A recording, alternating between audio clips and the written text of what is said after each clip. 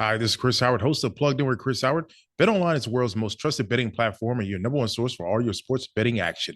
BetOnline has more ways to stay in on the action with the latest odds, news, scores, even live in-game betting while the games are being played. With the largest selection of odds on everything from Major League Baseball, NHL, and UFC, and professional golf, BetOnline remains the number one source for all your sports wagering info. In between games, head over to the BetOnline's casino with all the top Vegas-style games, including poker and live casino. BetOnline, the game starts here. Are you looking for a new job or want a career change? Look no further than Monster.com. Need a little help standing out? Our expert resume writing services will make sure you shine. Want to brush up on your interview skills? Engage with our AI interview prep tool. Want some advice on negotiating your new salary? Visit our salary tools and extensive library of career advice articles, and you'll have all the tips and tricks you'll need to succeed. Visit Monster.com today and take the first step towards your career. Monster.com. Find your right job fit. If you're looking to streamline your audio advertising buys and maximize your revenue, look no further than Triton Digital's programmatic audio advertising exchange, A2X. The private exchange consists of only licensed broadcasters and top-tier internet radio publishers, assuring the quality inventory and brand safety you can trust. Visit www.tritondigital.com to learn more. We come to this place for magic. We come to theaters to laugh, to cry, to care. Because we need that, all of us. That indescribable feeling we get when the lights begin to dim and we go somewhere we've never been before. Not just entertained, but somehow reborn. Together. Dazzling images on a huge silver screen. Sound that you can feel. Somehow, heartbreak feels good in a place like this. Our heroes feel like the best part of us, and stories feel perfect and powerful. Because here, they are. And that's why this week's On Brand is on AMC Theatres. You're all jazzed up, really having a cow. You want your favorite show and it's on right now. It's on, it's on, it's on, it's on brand. Welcome to On Brand with Jon and Marisa. Hey, I'm Jon. Hey, I'm Marisa. Okay, so you've learned what we're doing. We're headed to the movies. I love it. Summer, the ice cold movie theater. That's where you want to be, right? Now, were you familiar with full disclosure, I did not write for the first time the cold open. Those were words written by someone much grander than me, a friend of Nicole Kidman's. There was a time where I didn't recognize it yet, and I was like, wow, Jon is like a really good writer. I am. She had a good friend of hers write this, and I read an interview with him, and he's declared that the line, somehow heartbreak feels good in a place like this, is the best thing he has ever written, hands down. I would agree with that. I also feel like you could be friends with Nicole Kidman if you met her like 2 times at a game night. Yeah, I wonder if I could. I feel like a little intimidated by her because I feel like you meet her in person, she's a thin ghost. Like, I don't feel like I'm like not comfortable hugging her. Like, I feel like my arms would go around her twice. Like, I feel like I'm 6 feet taller than her. She's just this tiny, thin ghost. You know why I'm not intimidated by her? Why? You know how she's married to Keith Urban? Yeah. I used to spray tan him, and I didn't feel intimidated by him at all. So I feel like by proxy, if she's like married to somebody like that, right, I'm not scared. Yeah, and I mean that kind of goes hand in hand with like when people say picture them naked or picture them pooping or whatever. And they're a funny pair because, it's like, I forget she's Australian. I don't know. I struggle sometimes with Nicole Kidman as an actress. Lucille Ball. I mean, okay, what were you doing? You're not going to want to know this. So when they asked her, I want to talk about this promo a little bit. Okay, because, yeah, of course. Okay, so this people, by the way, might not even know what we're talking about. Like, why are we talking about Nicole Kidman? Right. So if you're not aware, the opening that I just read is from a now iconic AMC movie theater promo starring Nicole Kidman. It came out in 2021. It was the result of how much money the theater lost in 2020. In 2020, AMC lost $4.6 billion. Wow. So in 2021, they were very desperate to figure out how to get people back in. The CEO was like, I want to make this promo ad that really like expresses what's so great about movies. I want a movie star in it. No one's better than Nicole Kidman. Well, let's do this. He spent $25 million on this thing. Is anyone more optimistic than a billionaire?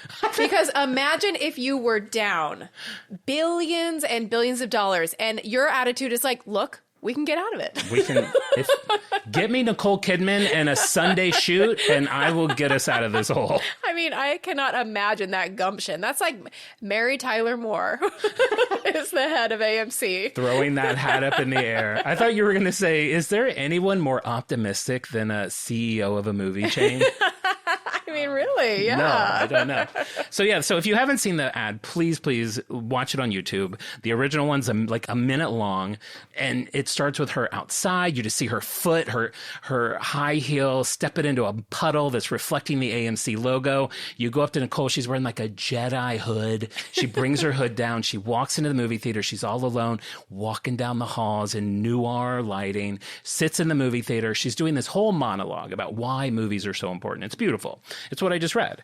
But one thing I find very funny about it is it's basically a commercial to do the thing you're already doing, because they show it before movies. So you've already bought your ticket and are in the movie theater. You're preaching to the choir, honey. Yeah, you're like, Nikki, baby, I'm here. What's the opposite of a movie theater? Like if you're trying to get to people, play it at on TikTok, because then it's like, get out of your house and go enjoy the magic of the cinema. Right. Where should this commercial air? I honestly do think it played on television. I think it's the first like television campaign a movie theater has done. The name of the promo, for the record, because I do think it's really good, is "We Make Movies Better." I think that's a wonderful slogan from a branding standpoint. So Absolutely. That's going in my pile of, wow, this brand is probably going to end up being on brand for me. But like, she's also dressed like in a pinstripe suit. She's wearing a crisp suit, and the pinstripes are like sparkly silver. She's sitting alone in a theater watching Jurassic World. They've updated it, for the record, for the new one. She's watching Avatar 2, the film I worked on. Wow. And I just love the idea that she's like, Keith is touring. You know, I want to feel pretty. I'm going to put on my Sunday best and go watch. She sounds like a 1950s like gangster in like a pinstripe suit. It does. It's a very updated pinstripe suit. So, and it's become like a cult classic. I think in 2021 it was the #1 Halloween costume. Oh, that's great. If you look on YouTube, there's an 8-minute shot-by-shot analysis of the entire thing. Like, it's just taken on a life of its own. So Yeah. I applaud it, and I'm glad that that's part of the brand that we're talking about today. That's But great. before we get into branding, what are we talking about here? What's going on? Well, what's going on is we're sitting at our dining room table. The table has an extra leaf in it. Okay. And this leaf is a precautionary measure because I had COVID last week.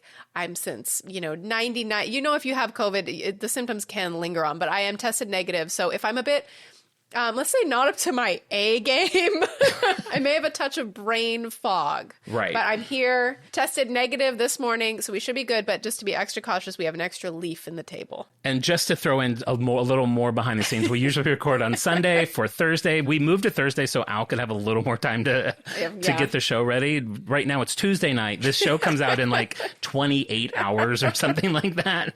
So we've cut more time off than ever. And we tried to do this remotely, and it was a disaster. So it's like 9 o'clock on Tuesday night, and we're doing this show. So David is on the couch 5 feet behind me watching the Olympics with AirPods in. We used to shoot like this at night after the kids went to bed, and there's something kind of homegrown about it. It feels like we're scrappy. Yeah. Our scrappy little radio show. Now we're just jaded podcast stars.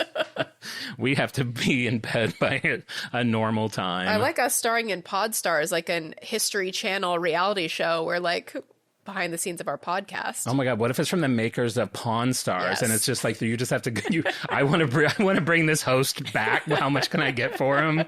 If the Pawn Stars crew could get a look at your unit, Oh God. Boy! From what I've heard, that show's rigged. They're all rigged. Like the producers give you like here's an old Bible, take it in. Oh yeah, you know what I heard was rigged? I was so sad because when you find out a show is rigged after you've watched like hours and hours of it. Yeah. You feel, I get so betrayed. It's like, because I don't get that time back. And for me, I do care if it's fake. Like, there's a lot of things that I don't care if there's a reality show or whatever that I like, you know, Real Housewives. They're like, oh, you know, that's fake. They like told them to bring up that topic. I don't care about this.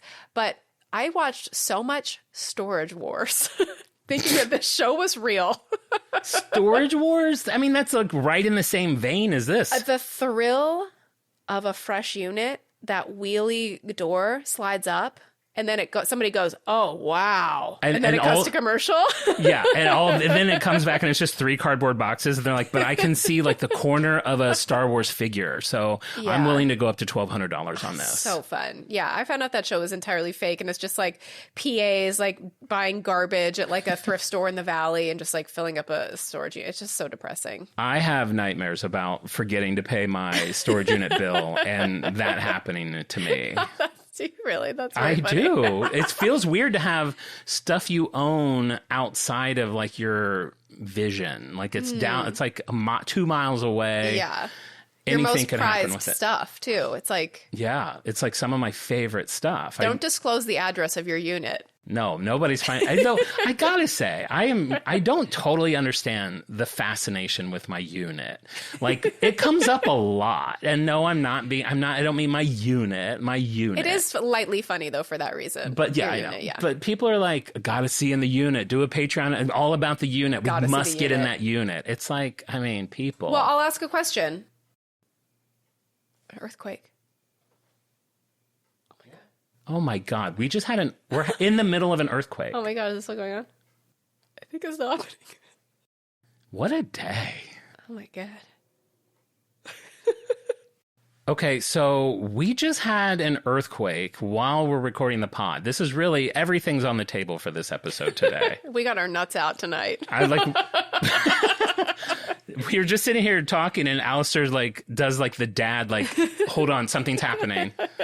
And then if you don't live in California, earthquakes are very surreal. So they're usually not as jarring as you see them on TV, like a disaster movie. But it is, all of a sudden, your whole home is like waving. It is unsettling. It's like you're in a waterbed almost. There's also like a lot of crime in our neighborhood. So there's like helicopters and sirens right on our door. And then when an earthquake happens, it feels a little like I'm in a quiet place. Right. This is a quiet place, which we saw at the AMC. Now let's bring it back to the show, shall we?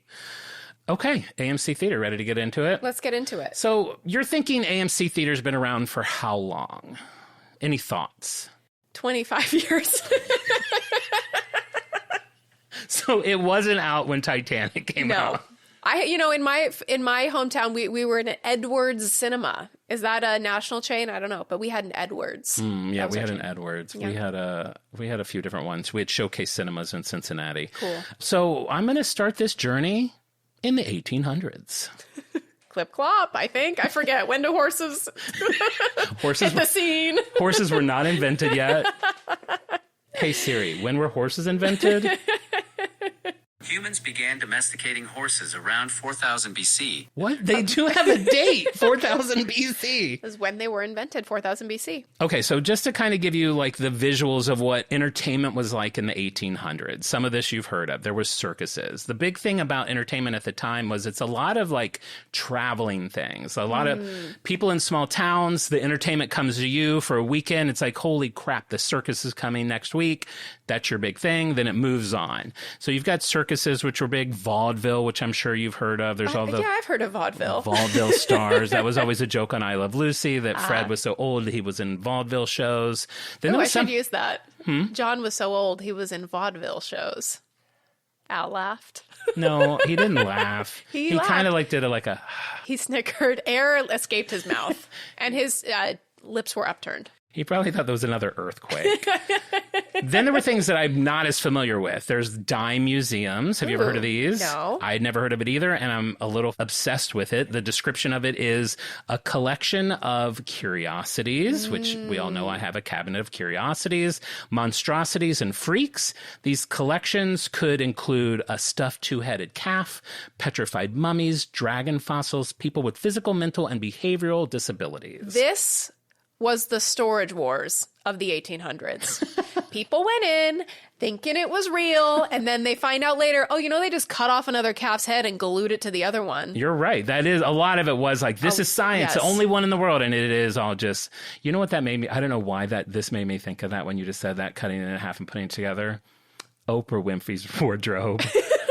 I remember her talking about that when she was really big. Yes. Like they said that they would have to buy 2 of every designer outfit and cut them in half and sew them together. And that made me really sad. Yeah. Do you think they told her, or do you think that came out later, like after she lost the weight and brought out the big wheelbarrow of fat? And they were like, you know what we used to have to do? And she's like, oh my God. Why are you telling me this? Do you think they never told her and she's just finding out listening to this episode of the podcast? I'm sure she's a listener. God, that would be the best. I have another Oprah story I could tell, but we got to stay tight tonight because Al does not have a lot of time. So there was also medicine shows. Those were like shows where there was comedy and jugglers, but it was always like kind of like someone selling an elixir or something that's going to cure everything for a penny. It's all smoke and mirrors, So, and another thing that I'm going to bring it up because it's important to the AMC story is tent shows. And tent shows were same kind of deal. You're going from town to town, and they would put on like dramas or plays. They would put on things that were on Broadway. And I learned that like even back then, that people were bootlegging shows from Broadway. And the way that worked is someone would go to a Broadway show. They would have like a stenograph machine. Is that how you say Stenographer? It? Like a stenographer, but their machine, whatever it's called. Oh. And they would like type up the Broadway show for these companies that were doing these rural shows. Then they would dumb it down and make it less sophisticated and more Midwestern and then perform them in these tent shows. I would like that one. Yeah. The Midwestern dumb one. one. Yeah. It's like how my sister-in-law gave me like the Bible for dummies. Like some things like if it's too intense, I got to have it watered down a little bit. Yeah, I agree with that. The new NBA and MLB season is in full swing, and BetOnline has you covered with the best odds and biggest promotions and live in-game betting on all your favorite teams. Head to BetOnline today to stay updated on all the action. BetOnline, the game starts here. So that was going on in the 18th century. And then in 1900, there was a big event, the Nickelodeon. Oh. Have you heard of the Nickelodeon? Not Nick at Night. Yeah, not Nick at Night, not I Love Lucy. You put a little penny in and you like peek at it and it's like a horse running. No, something? No. Am I close? So it's a Nickelodeon. Oh, Pennylodeon, yeah. It's not the Pennylodeon. Load a penny in, that's what they're called. So the Nickelodeon was basically a silent film, but it was accompanied by a live orchestra. So it's more of a show than what you're thinking of. I do know what you're thinking of, but I don't know what those are. I'm blanking on what those are called. There's a thing where you put a penny in and you peek at it and it's a horse running. Yeah, no, this is you got a nickel and you're going to an actual show. I see. I think you're thinking of a zoetrope. Zoetrope. So Al just correct. I'm actually very smart because I was thinking of a zoetrope, a word I know and have used many times. Yes. Yes, the one that spins. The horse is running. Yeah, people are lined up around the block to watch a horse silently run. Yeah. People used to wait a long time and pay a little money to do something that we would think is very boring now. For sure. So they had these, and it was like a show. But these things became really, really popular. They started to pop up everywhere. By the mid-1910s, it's estimated that 27% of Americans were going to the movies every single week. Oh, my God. That's like you and Taylor Swift like several months ago.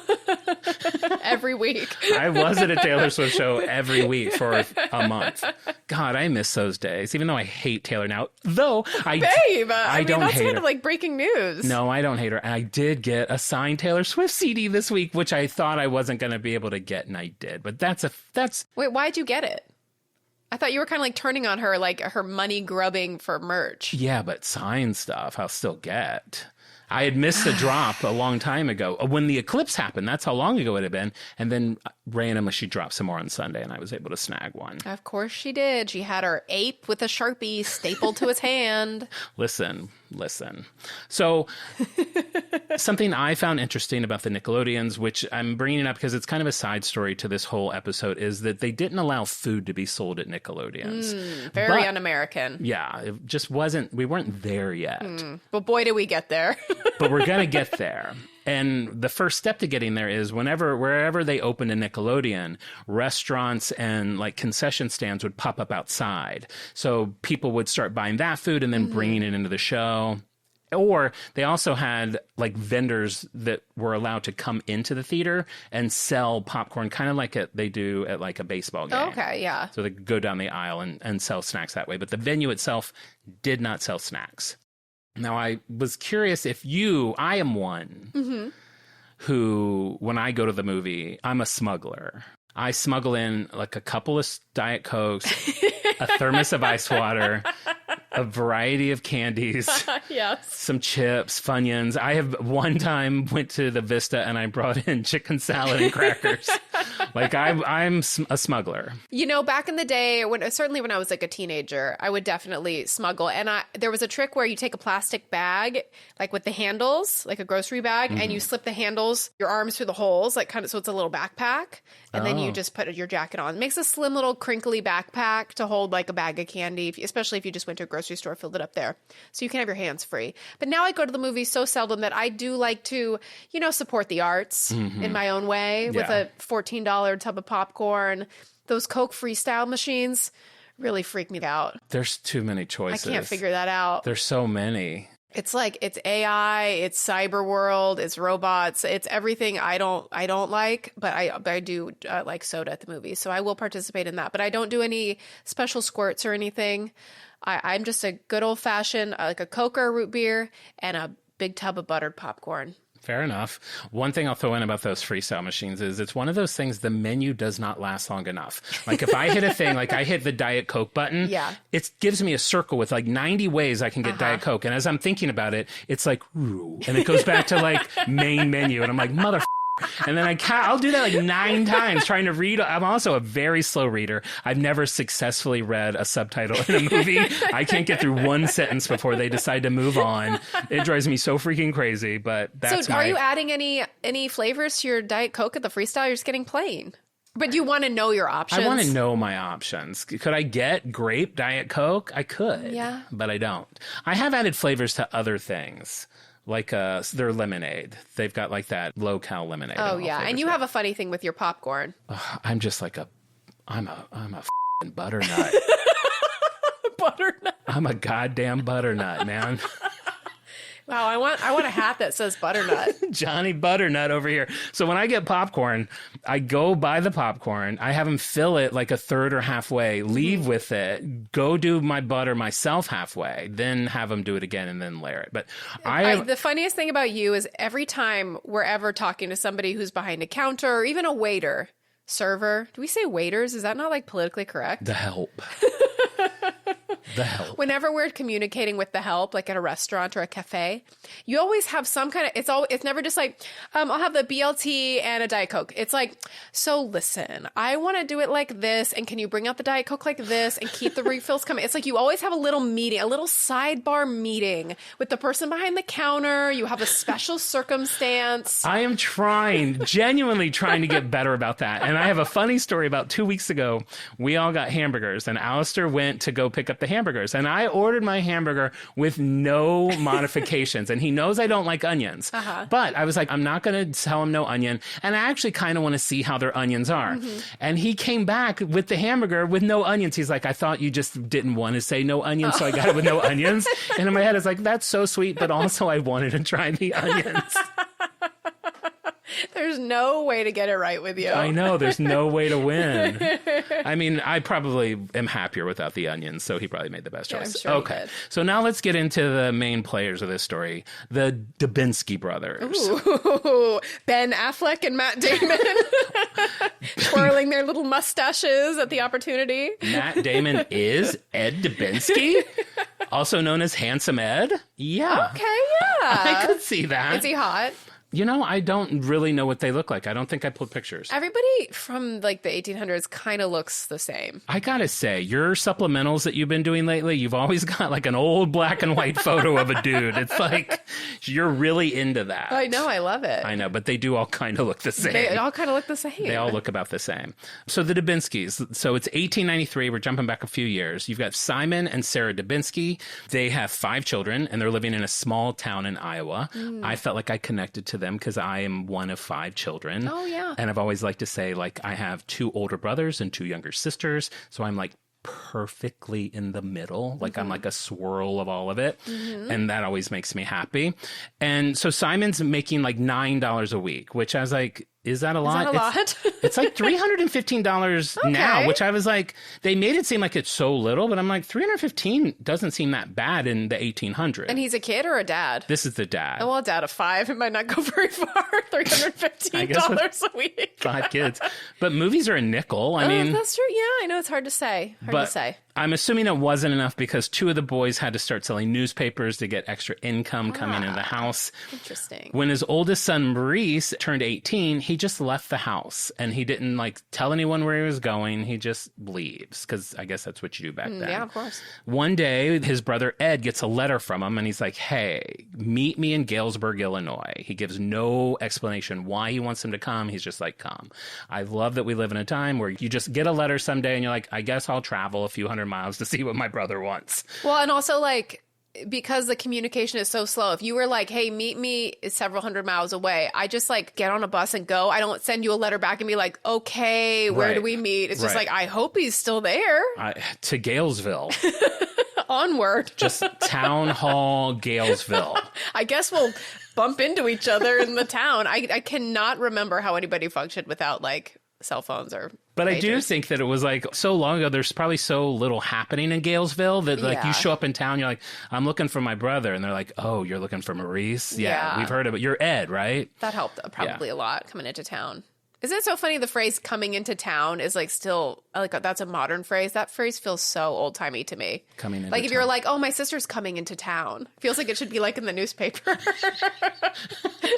It does. It's like she's reached a milestone. Yeah. Oh, did you hear she's coming into town? She's coming into town. Wow, that's exciting. It's cute. My mom has obviously many things from the past. And one of them is like in a small town newspaper, it would be like so-and-so's sister is visiting from New York. And that would like make the local newspaper. I know. That's pretty cute. I've read so many newspaper stories because of this podcast where I am just shocked by the news in the story. Like someone has dyed their hair brown is like a page 2, 4-paragraph story. Oh, simpler times. Simpler times. So Ed goes to Galesville as requested by his brother and they hook up and he finds out that his brother has befriended a big shot actor. Oh. And it's just said big shot actor in quotes. So I don't think it is a big shot actor because it's not anyone that we would recognize. Yeah, it feels like you would name drop it if it was a big shot actor. It's probably who Matt Damon thinks he wants to play. He's like, well, no, I should play that. I'm like, trust us. You want to be Maurice. And he's like, I'm the big shot actor, though.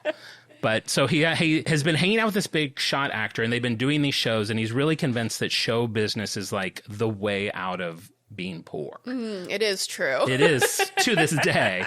It's not maybe the easiest path, but it can definitely be a path. Yeah, that's what my family's betting on. Look it up. Showbiz. Showbiz. An easy route to riches. 64 episodes of a podcast, $200.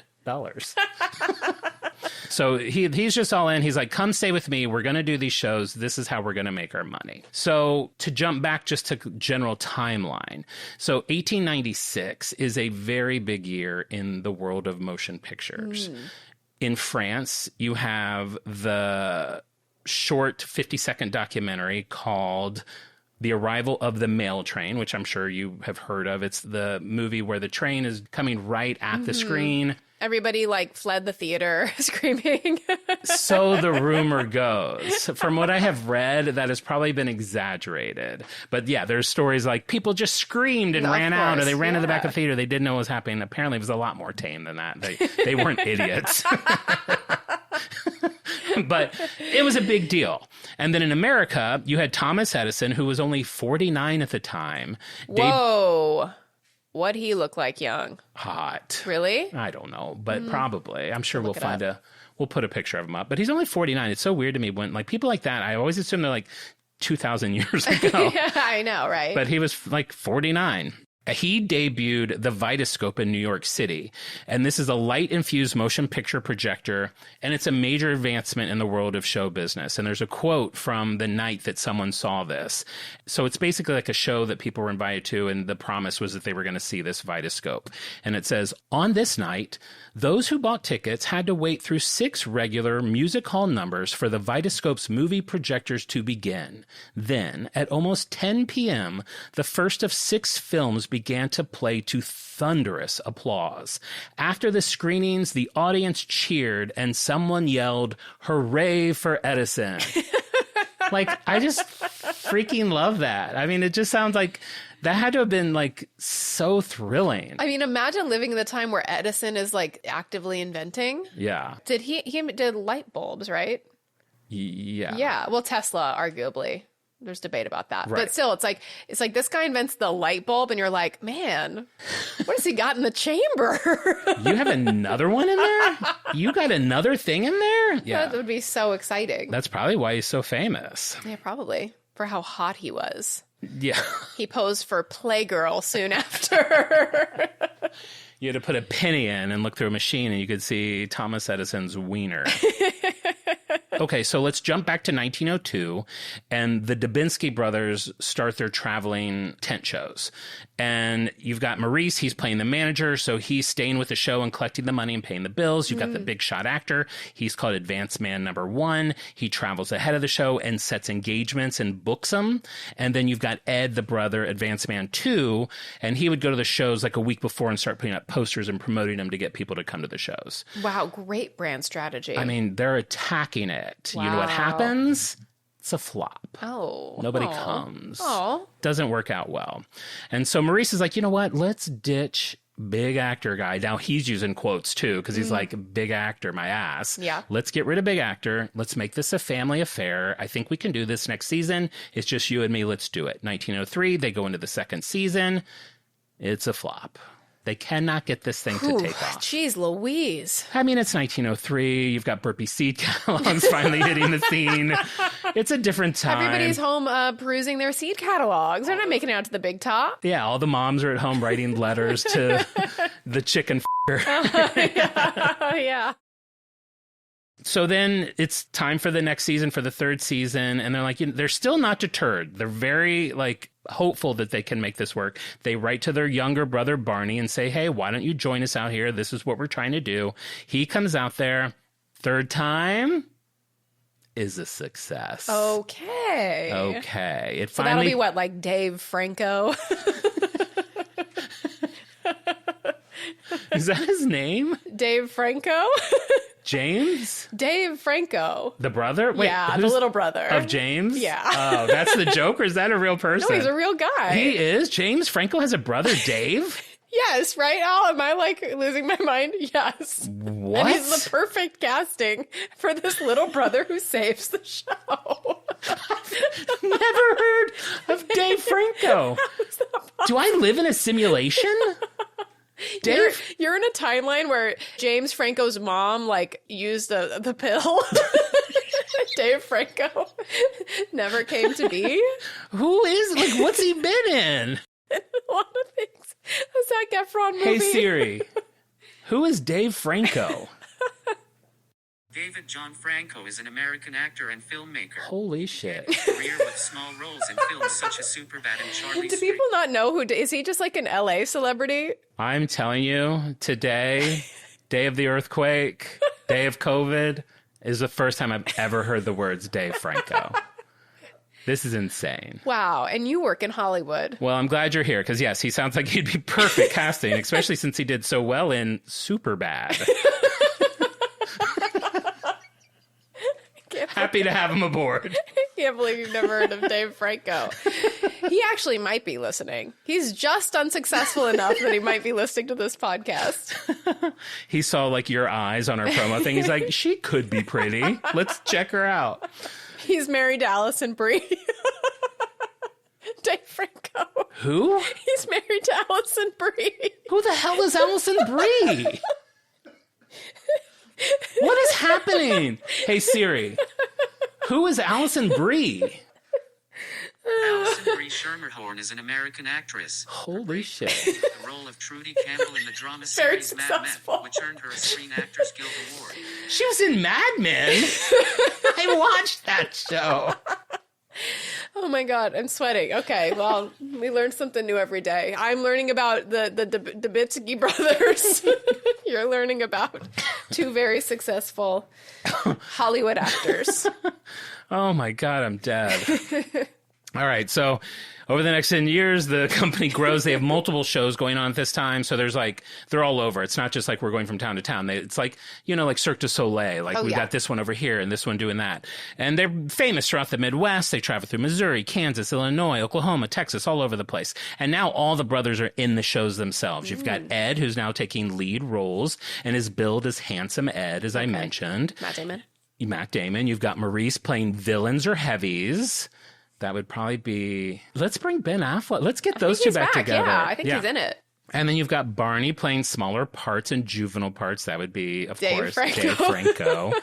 Oh, and then this is perfect. And they worked with other actors, including actress Jean Eagles.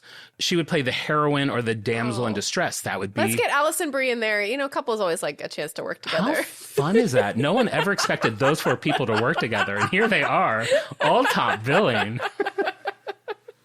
The must-see movie of the summer. Little side note with Jean Eagles, she ended up becoming very famous on Broadway. Then she became an alcoholic. Then she became addicted to heroin. And then she died very young. This will be a good part for Allison. She'll like that, really sink her teeth into it. You know what she'll really like is that she got an Oscar after she died. There's something about that. To me, that's like giving a gift to a 1-year-old. It's like, they don't know. It's like, what is the point? Give it to somebody who can actually appreciate it. Give it to the living. Give it to me. I'll take all the dead actors and Oscars. They should get a different award. Yeah, a paper award. A certificate. Save the medal for the living. I agree. There's your merch. Save the medal for the living. John Glover. John Glover. Emmy Award winner. Okay, so this goes on for years, okay? And years of traveling and performing and putting on all these shows is exhausting. Of course. We're at 1920. The brothers are like, guys, are we doing this for the rest of our lives? What is the end game here? Like, you know what? We can relate to that a little bit. Babe, I was there like 18 years ago. They're like, you know, I want to stay in show business, but I want to be stationary. Oh, okay. I don't want to travel around so much. Put your roots. So they decide to invest in a venue that is perfectly set up for that. Oh. A movie theater. Oh. In 1920, the Dubinsky brothers bought the Regent Theater in Kansas City.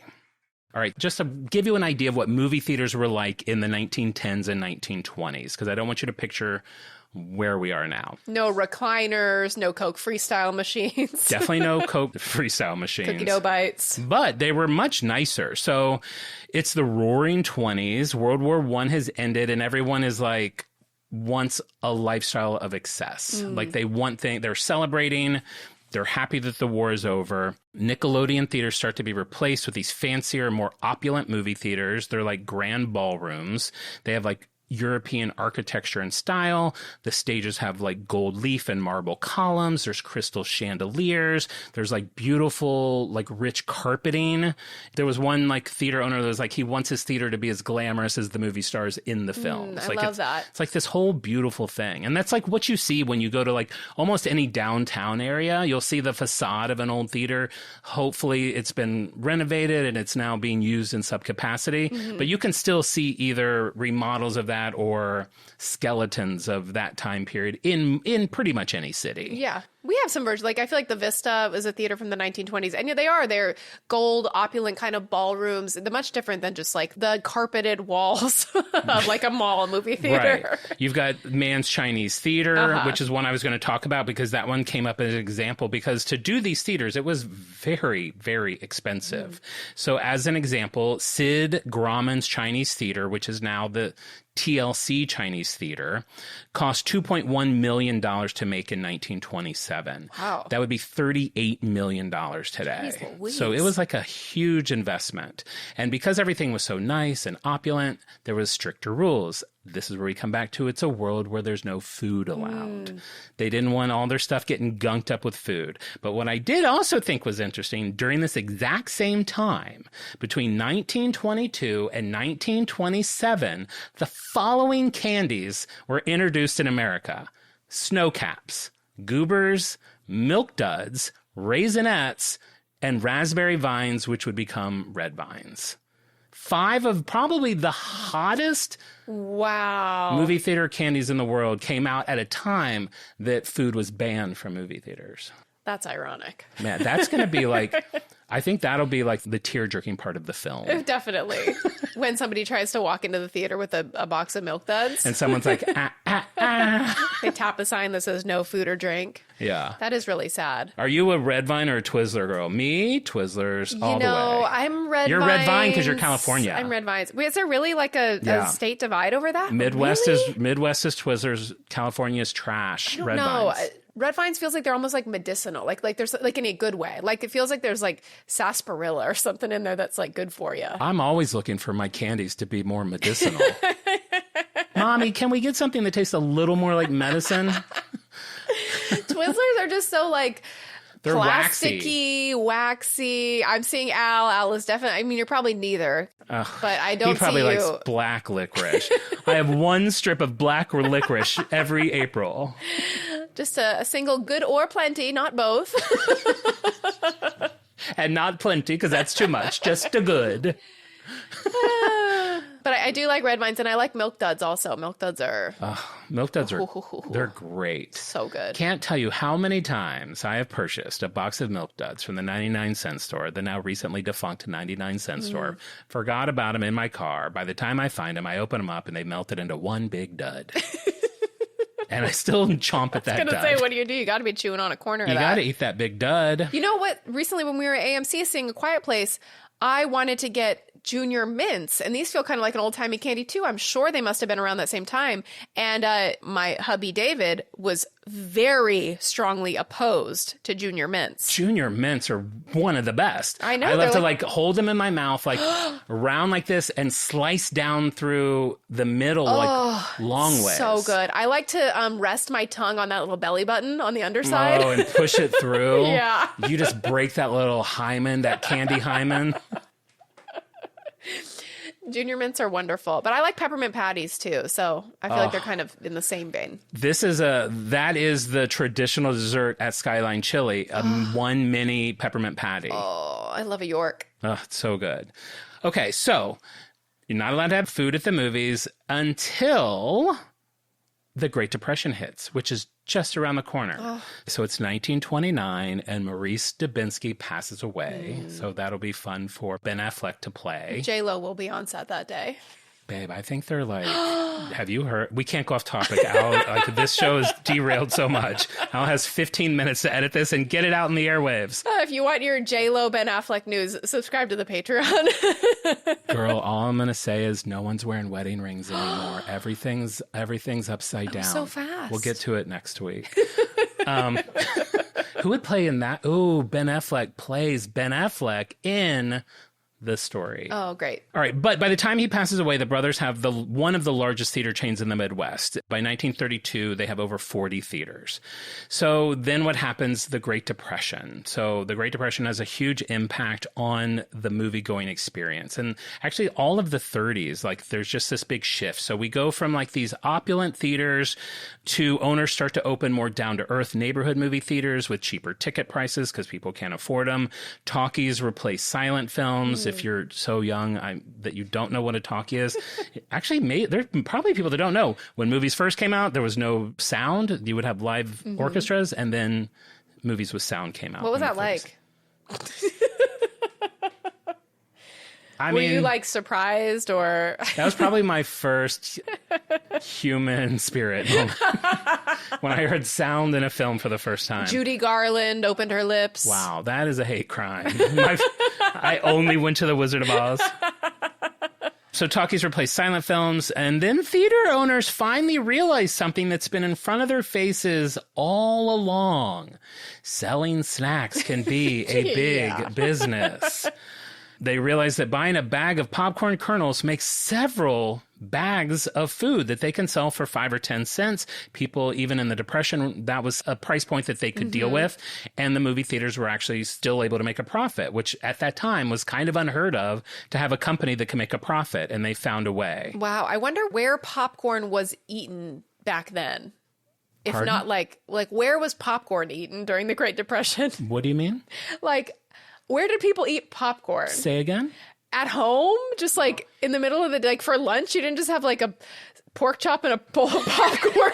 Like, where would people eat popcorn? I think, and I could be wrong if there's a freak out there that knows, but I think it was kind of like, I think it was carts, like, hot dog carts. Oh, okay. I think there was like popcorn carts and peanut carts. There was carts. It was a roadside snack. A roadside walk-in from a business meeting home snack. Yeah, sure. But never associated like with watching a movie necessarily. No. Well, this was new. It was at like, and I think I forgot to mention it, when those opulent theaters were in play, like the Nickelodeons, you still had vendors outside where people were bringing food in. So there were popcorn vendors out there and people would bring the food in. And it did slowly start to enter that culture. But the theaters themselves were not providing it. If you want to keep a space tidy, popcorn is not the snack.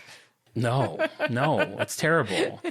So in the early 1930s, the movie theaters strike deals with independent popcorn vendors and snack vendors, and they actually lease them space in the theater. So they're getting money from them, but it's its own operation. I see. These vendors are running their own little business within the theater. But by the mid to late 1930s, theaters begin cutting out the vendors because, of course, they do. They start building their own concession stands. And at first, they're hoping to appeal to more highbrow people again. So they start selling foods like candied apples, gourmet chocolates, and bonbons. But the mass-produced boxes that were introduced that we talked about a few minutes ago started to become the candy of choice. So this goes all the way back to the 30s. Like, we're almost 100 years, like buying a box of chocolate or Raisinets or something, and popcorn, they started to sell their own popcorn, really became the go-to snack. That is like, I could cry. Nicole Kidman. Just imagining that like 100 years apart, you could be eating the same food, sitting down in a movie theater that was built in the 1920s. Yeah. And watching a movie, digging your hand into a bag of popcorn. That's beautiful. It is pretty special. Now that you say it, I think I'm crying too. Unfortunately, it's 1936 and Barney was seriously injured. Barney, this is Dave Franco. Was injured in an automobile accident and retired from the movie business. So Ed is left to run the business. And I'm not even going to go into the whole reason why, but he changes his last name to Durwood. There's a whole story. If you go into the reason why, Al will kill you. It's now Ed Durwood. Okay. Al, accept it, right? We accept it. All right, so we've got Al Durwood, and we have his son, Stanley Durwood, who was born in 1920, the same year that they bought the movie theater. One of those Stranger Things kids could play this guy. No, they're all old. Honey, I don't want to become a honey guy. That's the same as like we can't go off topic. I was going to say that's the same as a buns guy, but then I was like, honey buns. Honey buns, butternut, oh boy. Oh, honey bun. No, those kids are too old now. All right, so you've got Stanley Durwood. He grows up, he goes to Harvard, then he goes in the Army, the Air Forces in World War II, and then in 1945 he returns to Kansas City and joins his dad in the family business. And when he joins, it's now called Durwood Theaters, he is all about growth. He's like, Dad, we're doing fine, but we got to grow. He convinces his dad to branch out into drive-in theaters. They would go on to acquire every single cinema in downtown Kansas City, and if you're from there, that included the Empire, the Capri, the Midland, the Paramount. They bought the Liberty Theater and remodeled it and renamed it the Roxy. And it's at the Roxy that's a story that Ed likes to tell, where he was standing in the lobby of the Roxy Theater and he'd renovated it. And they're showing an Abbott and Costello film and nobody's coming to it. Like a handful of people are coming to this film. And he's like, this sucks. And then he's like, you know what? If I had 2 screens, even if they both kind of weren't doing great, I would double my money. And then that really becomes the idea that's going to slowly launch us to where we're at today. And it kind of reminded me of Andy Warhol. There's a couple of paintings by Andy Warhol where it's like 2 giant canvases. And one of them is like a really cool Andy Warhol thing. The other one is just a solid color. And people would ask Andy, like, what is the meaning of this one? And he's like, because if I include that one, I can charge twice as much. That had nothing to do with like the composition. He's like, it's now twice as big and I make twice as much money. And that's kind of like what I feel in this. Yeah, when I think the old movie theater in our neighborhood, the Vista, it is one screen. So that must have been, that's just the way that a lot of these original theaters started. Yeah. And I love that. I mean, I truly do love that. We've got the Los Feliz 3, which I think probably used to be like that. And then they've cut that up into like several screens, and a couple of them are like the size of like your television. And it's like, I just don't love You're sitting like watching A Quiet Place with like 5 other people. Yeah, you're like, can I have the Apple remote? I want to find something else to watch. All right, so it's 1960 and Handsome Ed passes away. Sorry, Matt Damon. That's the end of your story. That'll be very touching, though, I think, in the film. Oscar moment. Stanley takes over as the CEO, and he's been working there long enough now, it's been 15 years, that he knows all about like growing this theater, like where they are, but he really decides that he wants to go global with this thing. Like he's the guy that just wants to take this outside. He's got that young energy. Yeah. I mean, which all those people that end up with these billion-dollar companies, I think, have to have. Yeah. Okay, so around this time, they're planning an interstate around Kansas City. So he starts to look outside of the downtown area, and there's a shopping center where he's able to buy 2 spaces. And he was going to just do like a big screen there, but the infrastructure, it couldn't support the big screen. And this became the first time he was able to implement what he was thinking. So he turns it into a 2-screen theater. And it does very, very well. Another thing that's important to note of this time, it's in the 60s. Television is also really taking, I mean, you had Lucy in the 50s, but the 60s, you're really starting to get a lot of people staying at home for television. It's kind of what we saw when Netflix, of our generation, came out. But there's been waves throughout history where television, there's like a back and forth tug of war between the cinema has suffered. Cinema and television. So him having more screens and more options for people is just another way to like entice people to come to your theater.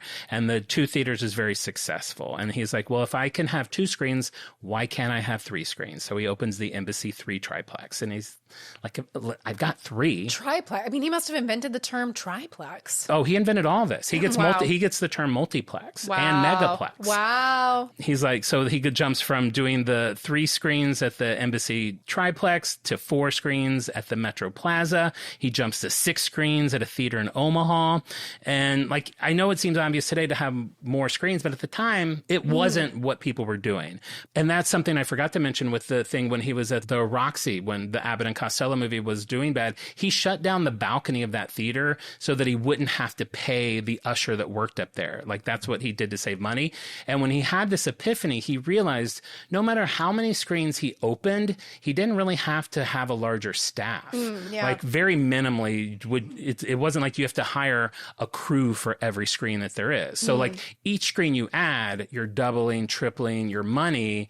And you just got a projectionist up there. You got a projectionist up there. They're dirt cheap. A dirt cheap projectionist.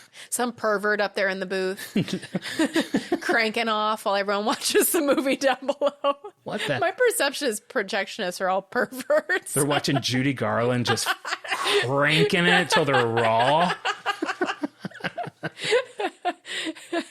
Okay, so by 1968, Durwood's multi-screen theater chain had expanded so much that Stanley decided that it was time to change the name.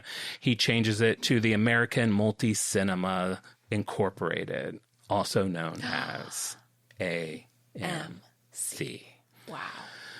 So, of course, with all the success he has, the industry follows suit, and now everyone starts making these multiplexes. They jump up to 12 screens and then 14 screens.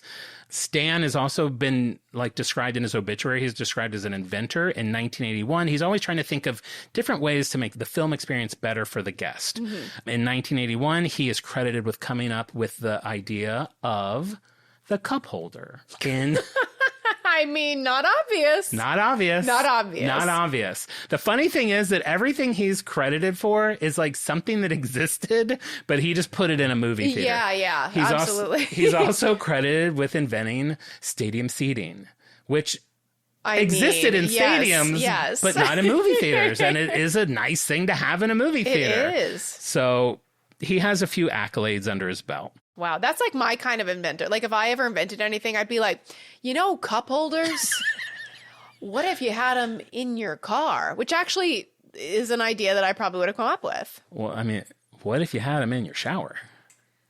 Do you have a cup holder in your shower? No, but I mean, I wouldn't mind having my nice cold Diet Coke in the shower and a place to put it. Cup holder on your toilet. Okay, so in 81, he invents the cup holder. But then in the 80s, he starts to get a little too aggressive. He's building too much and acquiring too many theaters. And they get very close to going bankrupt, but he sells some assets, trims costs. He pulls out of Europe, which he had entered. And he's able in the 90s to really rebound. In 1995, he opens the first megaplex in Dallas, Texas, of course, because it's big, has 24 screens. Wow. This is where the first stadium seating comes into play. People walked in there, boots were probably knocked off. It's probably right next to an HEB. Oh, just my these God. two giant behemoths in Texas. AMC also gets credit for inventing love seat style seating. That's where like the armrest comes up. Oh, so you can like snuggle with a loved one. Snuggle with your honey. You ever make out in a movie? No, but I have lifted 2 of those up before if the theater's empty and laid down. To do what? Fall asleep.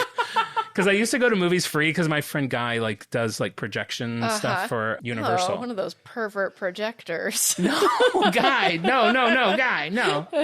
Very sweet. I don't know. No, he's very nice. But there was something fun about being able to like lay in a movie theater. I like the sounds of the movie while I'm dozing off. It's nice and air conditioned. Yeah. And you were in pants, which to you is pajamas. I'm in jeans. So how can I stay awake? I'm in tight jeans. Of course I'm going to fall asleep. And then in the 1990s, AMC came up with their first mascot. I'm sure you remember that. Yeah, old Ticky the Ticket. Close. Old Clippy the film clip. Wait, right? Yeah. Oh, well, that's He's like a awesome. little film strip guy. He's That's like cute. made out of like 5 pieces of film strip. People loved him. I don't really recall him, but there's like fan sites for him. Really? There's like a Facebook page for him. They retired him. And I looked at the Facebook page and there was people made comments like, I realize this is an older post, but even so, could you please bring back Clip? Oh my God. Someone was like, I remember Clip. You guys should bring him back. Someone's like, I love Clip. And then Jonathan Thomas, you son of a bitch. All he writes is, how about you lower the lights and just show the goddamn movie without pummeling me with 30 minutes of ads and previews designed for idiots? I do agree with him. Jonathan Thomas, you fucking icon. Everyone else is like, I love Clip. Change.org, bring Clip back.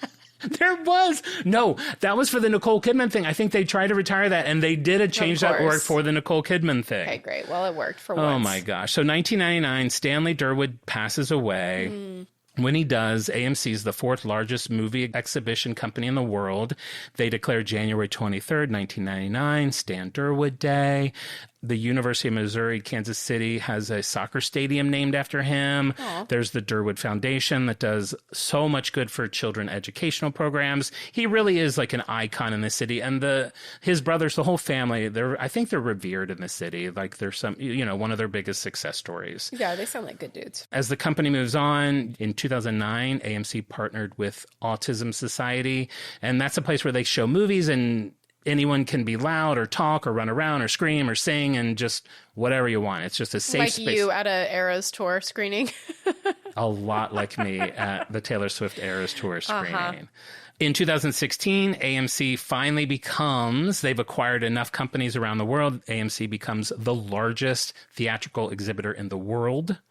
And then in 2020, their 100th anniversary. Wow. COVID hits. And they lose $4.6 billion That's tragic. on thetheir 100th anniversary. They're going to need a hero. Not all heroes wear capes. Some of them wear pinstripes. With silver pins. We will jump from 2020 to 2023 because we've already talked about the Nicole Kidman thing, but we have to finish this up talking about 2023 and AMC. 2 major things happen. 1, they start selling bagged and microwave popcorn in the stores. And 2, they get a phone call that changes everything for them. From Scott Swift. Okay. Taylor Swift's father. Taylor Swift, as we all know, has been on a multi-year tour called the Eras Tour. She decided she wanted to make a concert film. She started having meetings with studios. If you're not from Hollywood, you still probably know this. The way it works is a studio makes a film, then they have it distributed through the theaters.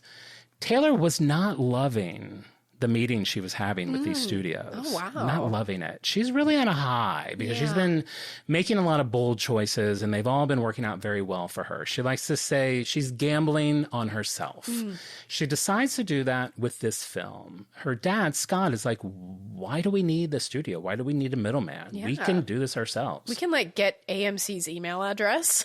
Yeah. Google AMC CEO. LinkedIn.com.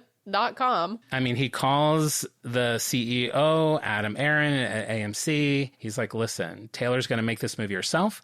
We would like to work with you to distribute it. AMC's never done that before. They take a chance on it. It's wildly successful. Of course. It changes how they've done business for the last 103 years. They create AMC Theatres distribution. 6 weeks later, they do the same thing with Beyonce's concert film. Now everyone's knocking on their doors, trying to get them to do their concert films. They're now officially in the distribution game. The studios were not happy with this. I mean, they literally found out in the trades like everybody else. Like Taylor Swift has a movie coming out. But I think it's a cool thing. I like it when people are able to kind of like mix things up a little bit. So yeah, it's not often you praise Taylor Swift for being a grassroots operation, but it does feel very grassroots. It feels very rags to riches. Or riches to richer. Riches to richer. And, you know, there's something about the money-hungry studio suits, seeing them kind of get stuffed instead of Taylor Swift, you know, who is very wealthy and successful in her own right. Listen, I know you probably didn't see the film. It's beautiful. It's I popped through a bit of it on TV. You're just like right up in there. Like you see everything. They did a great job. It's the ideal way to watch a concert, in my opinion. It is for you. I mean, I like to be in there. So, I mean, that's it. As of March 31st, 2024, AMC owns and operates about 900 theaters with 10,000 screens across the globe. Like I said, the biggest movie theater company in the world. And that is AMC. Now, knowing all that, would you say that AMC is on brand or off brand for you? Well, you know what? The thought of eating the same milk duds that my forefathers have eaten sends a chill up my spine, a tear to my eye. If I found out that, and are you okay, Al? Al just had the most, Al didn't want to cough loudly because we're recording, and he just did the most dainty little two cough. It was like, it's like if Nicole Kidman was in a movie and didn't want to let everyone know she was dying. It's like if Nicole Kidman's like, I have terrible COVID. So I'm sorry, what were you saying? If I found out that an AMC in my neighborhood was closing, I would be so devastated because I feel like movie theaters represent the direction that I want society to keep going, where people like convene and commune and like share in this community experience of watching movies together. And I'm all about it. I love it. A big tub of popcorn. And hey, get yourself some Junior Mints. I love it. So it's on brand for you. It's on brand for me. It's on brand for me, so much so that I don't go to a ton of movies. And it's also because I have a shopping problem. I have very seriously been considering joining the AMC thing, like for $25. The club? The club. So get this, for $25 a month, I think Al might do this with me. You could, for $25 a month, you can go to up to 3 movies a week at any format. You hardly go to any movies. I know, but hear me out. You can go to IMAX. If you buy one IMAX movie ticket, it's $27. That's true, yeah. So all you have to do is go to one IMAX movie a month, and it's paid for itself. Yeah, that's true. You go once a week. David's giving me the eye like, John, I know. Listen. How many movies have you seen in the theater in the past year? You ain't going to the I got to get this passed. It is a 3-month commitment, so I still have to think about it. You're at least 75 in. It's on brand for me, of course. I picked it. I don't go a ton, but I do love the escape of a movie. I think it's a great place to take a nap. Great place to sleep. Great place to eat. Argue with a concession worker over butter distribution. I always also get a free refill of the popcorn to take home, too. Oh, God. To eat when? I always think, well, maybe I'll have it. I'll watch a movie and eat it. And then like 4 weeks later, I throw it away. Listen, I have problems, but that's beside the point. Thank you so much for learning about AMC.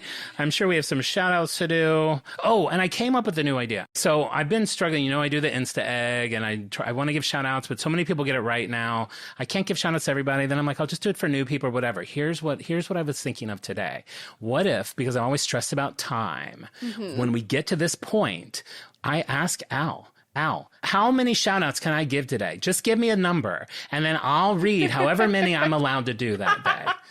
And then the burden is off of me and people will still get some shout outs. That's great. Al, how many shout outs does Jon get today? Now the burden's on me. 3. Only 3? I don't know. You said pick a number. But I was thinking about doing all the couples. That would be the Hattons and Beth and George and Shep and Tiffany and Amanda and JR. But that's already 4, so I don't want to use those as my 3. And then I was going to talk about how Arabella wrote us and she wanted to know what a peanut connector was. And I sent her a picture of it and she was so happy that she learned. And then I was going to talk about Angel and her gourmet caramel apple business that she works at in Ohio and tell people if they wanted to look it up. It's heatherscaramellapples.com. But that's already like 9. So how am I ever going to whittle this down to 3? 3, you say? Fine. I guess I'll do Matt Summers because he hasn't gotten a shout out yet. I'll do Andrea Wise with her married name in parentheses, I think, or her maiden name, Rieno, Reino. And then I'll do Allison, Allyson. Thank you so much for playing the Insta Egg game. And I will give shout outs to 2 brand freaks who left us lovely reviews on Apple Podcasts, Bobby Allen Jackson and KCH Jelmberg, who said, love the pod, so fun. And then how's that? Because that was our, if you bare minimum review, you could leave. Love the pod, so fun. That is fun. Bobby Allen Jackson wrote us a lovely review as well. So if you haven't left us a review on Apple Podcasts, please do that. That really helps out the show. You can subscribe, rate, review. You can visit us on Instagram at OnBrandThePod or on TikTok at OnBrandThePodcast. See little videos, behind the scenes, Insta eggs, all that fun stuff. We love chatting with you guys there. And we will be back next week with an all-new episode. And remember, we may go off topic over and over again, but we will always be on brand. Bye. Goodbye.